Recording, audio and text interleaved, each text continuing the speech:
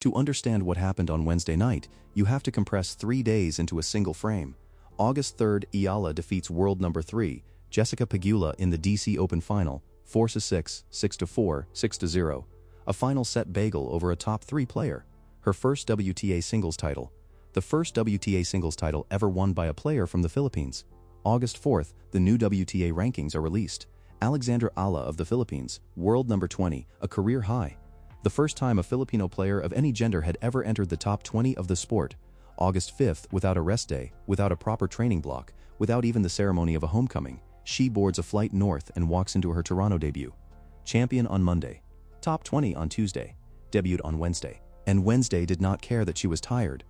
This channel has been covering every chapter of this rise from the beginning. If you're not subscribed yet, hit that button right now and turn on notifications.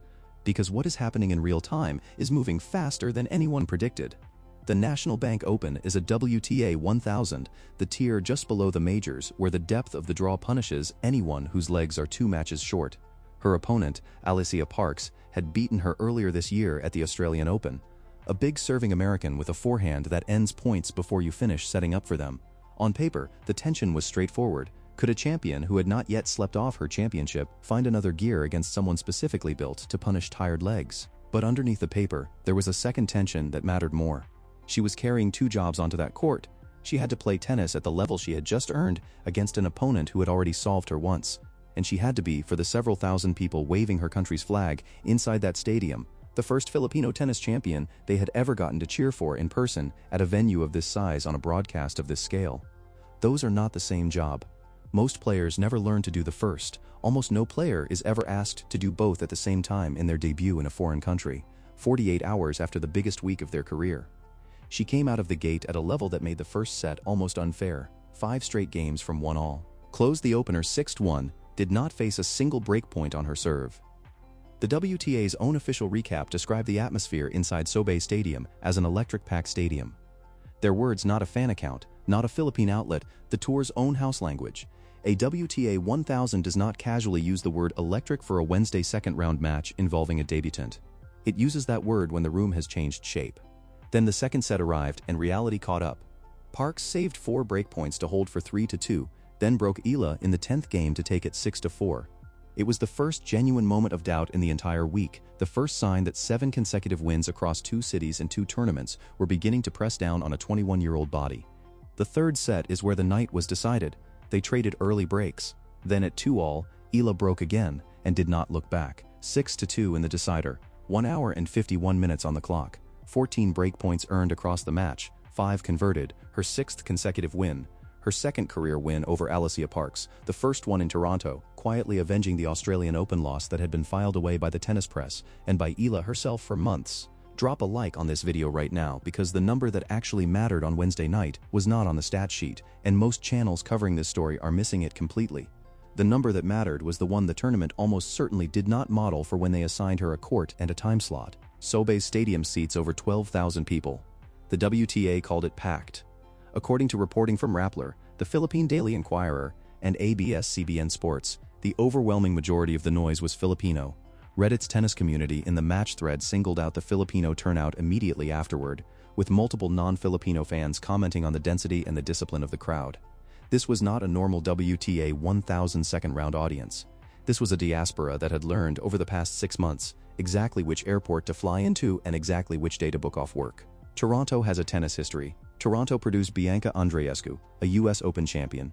Toronto has hosted Leylah Fernandez, a U.S. Open finalist and hometown favorite. Toronto knows what a packed stadium looks like for a home player. What Toronto did not know until Wednesday night is what a packed stadium looks like for a player from a country 9,800 miles away, playing her debut, ranked 20th in the world, seeded 25th in the draw. The tournament began redrawing its own assumptions in real time. The clearest evidence came the next morning, when the National Bank Open confirmed that Eala had received the final main draw wildcard in the doubles competition, paired with Venus Williams. Venus, 46 years old, back on tour for the first time since 2022. One of the 2 most recognizable names in the history of women's tennis. That pairing was slotted directly into a night session. When a tournament pairs a debutant with an all-time legend in a night session doubles match, the tournament has told you something about who it thinks fills the building. That is not a coincidence. That is programming. The press outside the Philippines is now confirming what the crowd already knew. Defector, a subscription-driven American sports publication with no diaspora incentive, published a feature on August 5th describing Eala as catching the WTA's best off guard, citing her service numbers through the Washington run, her tactical patience, and what the piece called mass devotion from her audience. The New York Times, through The Athletic, ran its own long feature on the DC final and the historic significance of a Filipino winning a WTA title for the first time. The Guardian led its Sunday sports coverage with the story, "These are not fan sites. These are the general sports desks of major English-language outlets independently deciding that this run is a global story, not a regional one." And then there is Chris Evert, 18-time major champion, one of the most respected analytical voices in tennis, someone who does not casually co-sign rising players. During the DC week, she took to her verified Instagram account and posted about Eala's semifinal win over Svitolina. Her caption was 4 words: "Good job, Alexa. Champion. Not future champion. Not one to watch. Champion." Before the trophy was lifted, before the ranking hit 20, before Toronto happened, Evert has been watching this sport at the highest analytical level for 5 decades. Her Instagram is not a rumor mill, it is a signal she uses sparingly, and she used it here. That is the establishment placing a bet. ESPN followed with a feature on Eala's coach Joan Bosch, specifically on how he and Eala solved the critical middle stretch of the DC comeback against Pegula, the point in the second set where a player of her age is supposed to blink and doesn't. ESPN is not a Philippine outlet chasing a national story. It is the largest sports broadcaster in the United States making the editorial decision that a Filipino player's tactical adjustment is worth a feature. 2 independent Tier 1 voices arriving at the same conclusion in the same week before this Toronto run even started. That is not narrative momentum, that is a consensus forming. After match point on Wednesday, still breathing hard, Eala did what champions do on foreign courts. She thanked the city, she thanked the tournament, she said the polite thing about culture and atmosphere.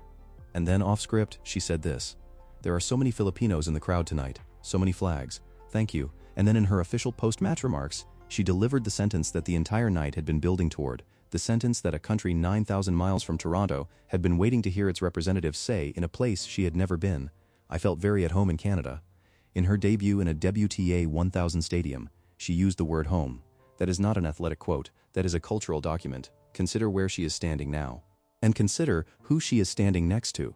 She is in the tournament that Chris Evert once dominated, receiving a public endorsement from Evert herself. She is in a doubles draw with Venus Williams by the tournament's design in prime time. She is being written about by ESPN, the New York Times, the Guardian, and Defector, none of whom cover players out of obligation, all of whom cover players who move the needle. Her third-round opponent, Katie McNally, had just eliminated the reigning Wimbledon champion. That is the room she is in now. That is the level of the draw. And 48 hours ago, she was lifting a trophy in Washington. The WTA used the word electric. The tournament rearranged its night session around her. The press outside her country is writing her into the sport's current chapter, not the next one. There are roughly 10 million Filipinos living outside the Philippines right now. Every city they are in is a stadium waiting to be activated. Nobody had ever activated them before. Alex Eala is not building that audience. She is unlocking it, city by city, court by court, flag by flag. And whatever this is, it is not slowing down. Subscribe to this channel right now and turn on notifications. We are covering every match, every crowd, every milestone through Cincinnati, through the US Open, and beyond. Join the community that has been here from the beginning. We will see you in the next one.